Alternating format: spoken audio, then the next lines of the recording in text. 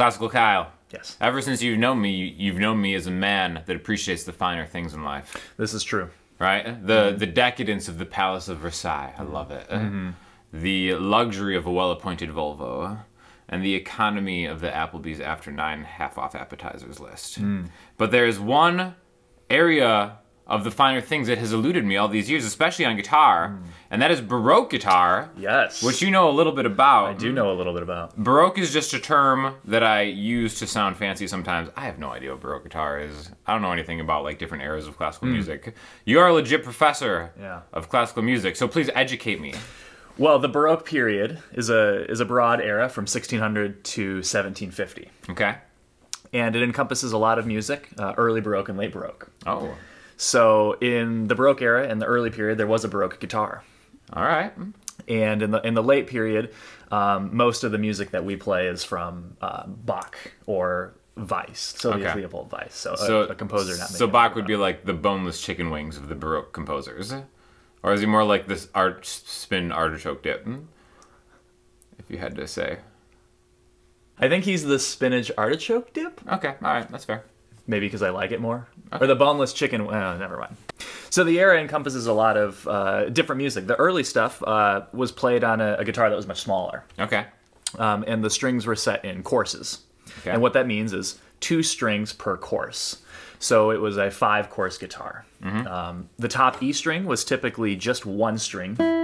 Okay. And then the B string, you would have double Bs. So it would sound like... In unison? So it would be like how a 12-string guitar would be? Yeah, exactly. Okay. Exactly like a 12-string guitar. So 2 Bs, typically 2 Gs at the same octave unison. And when you get to D, it was typically either one of 2 things. A lower D and a higher D at the same time, so an octave apart. It also could be just an octave higher. Okay. And the A string was typically an octave as well, or just a whole octave higher, so 2A. So a very chimey sound would come from these instruments, I would say, maybe. Yeah, that's true. The style was kind of like, it's called campanella playing, which simply means you could play a scale with all open strings, so something kind of sounding like all instead of one at a time, all of them bleeding out. All right, it's a little harder to mimic on the actual guitar, but on the Baroque guitar, you can do it. Okay. There were also 2 different ways you could play. There are 2 ways? Yeah, 2 ways. So the Baroque like Applebee's Take 2? Yeah, it's like the Applebee's Take 2. Is that Chili's? Is that Chili's Take 2? It might have been Chili's. I'm confusing my classical periods. If you bring TGI Fridays into the max, I'm not going to be able to keep up. Well, what would that be? The romantic period? TGI Fridays? TGI Fridays is definitely German romantic for sure. So there's 2 types. There's 2 types of style of playing. It's called punteado and raschiato. Punteado is simple plucking, like we normally do in fingerstyle.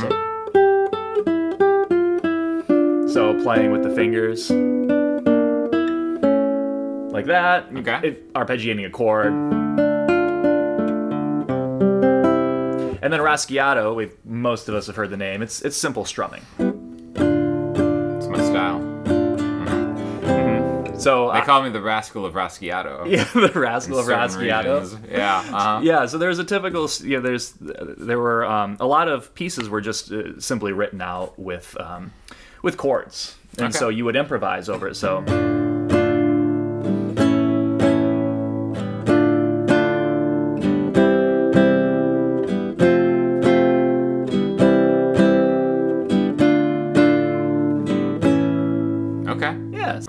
I know basically a simple strumming pattern was just simply with the index finger, kind of straight up and straight down. Okay. Yeah.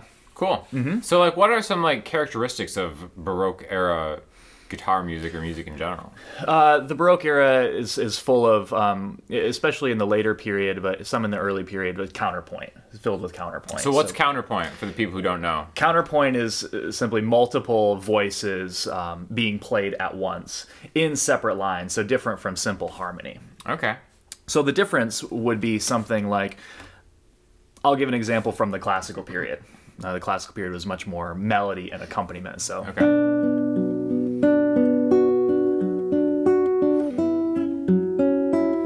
So you can hear melody, you can hear accompaniment notes underneath it. Okay, sure. So, and then in the Baroque period, the music was a little bit more horizontal, multiple voices happening at once. So something like.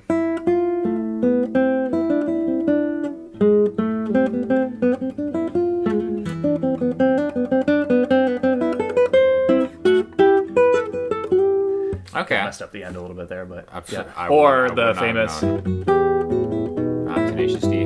yes. He is Bach and he rocks. That's right. Mm-hmm. So in that example, you can see two voices kind of happening at once. Okay. And then. Okay. And then you put them all together. It's. Okay. So it's kind of like having a quesadilla and Parmesan fries at the same time. Yes. Two totally different things. But they work. But coalescing after 9 p.m. half off. They work in concert, but then also against each other. Which I think is a really good way to describe the Applebee's late night menu. I think we've stumbled upon the perfect way to explain it. Yeah, I don't know why they're not teaching this in. They will be. It's level. New, you know. Yeah. They will be. I mean, I guess I have the power to bring. Yeah, this you're the college professor. Yeah. This is it. I mean, you know, we're just dropping the fire. Yeah, I think this is a great way to relate the music to the people. Okay, so Baroque music. Now, what is the actual definition of the term Baroque if you were to translate it? There's a couple different kind of meanings, but the one that that I know most well is kind of misshaped pearl. Okay.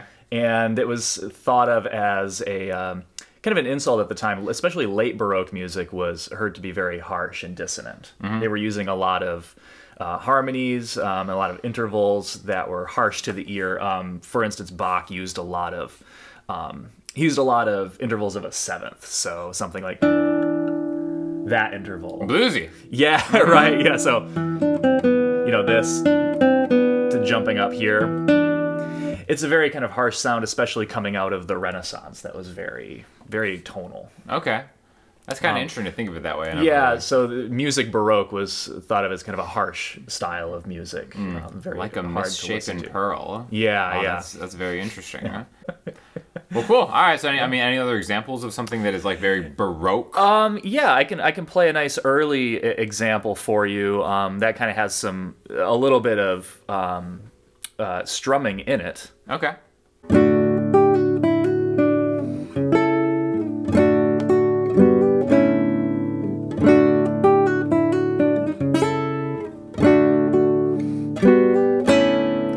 So it's kind of a mixture of raschiato and puntiato, so plucked and strum. So strum, pluck,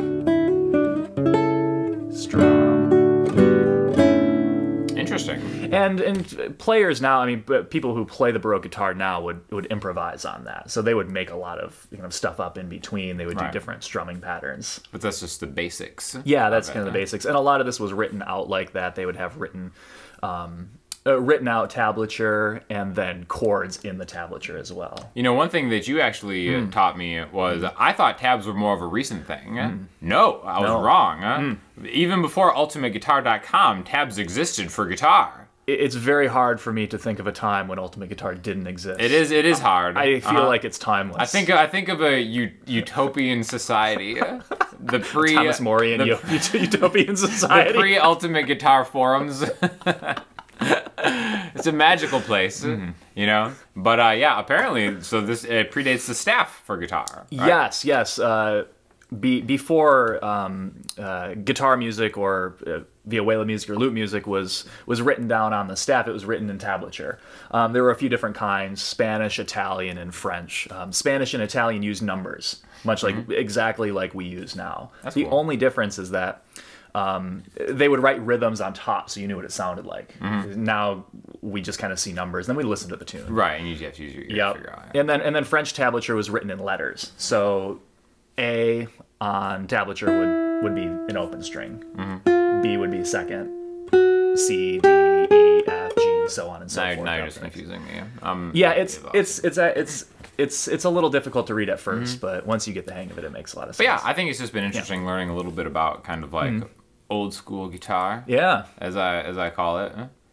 Pre even Steppenwolf. Or the classic stuff. Yeah. When I think of classic guitar, that's what I think of. Steppenwolf. Steppenwolf. apparently there was a lot more before that. Yeah. Also, if you guys are interested, we taught an entire course on kind of just beginning fingerstyle, and we're adding to it just a little bit of Baroque madness. Yeah, a little bit, yeah. You know? So definitely check that out because it's going to be on sale. So click that.